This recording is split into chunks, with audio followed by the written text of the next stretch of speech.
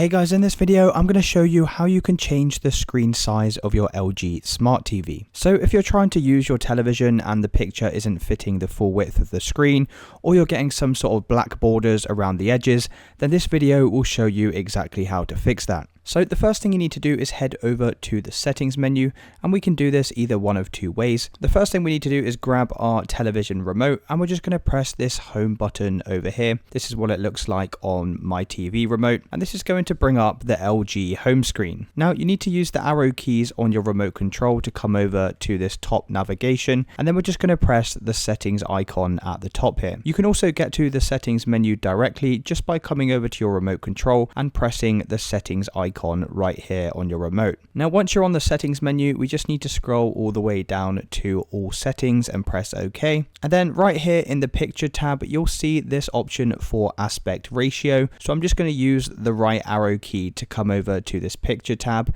and then I'm going to come down and select aspect ratio. Inside of here, we need to select user selection and press OK. And now, as you can see, we have a bunch of different zoom options and aspect ratios that we can choose from. This all really comes down to personal preference and what you're currently seeing on your television.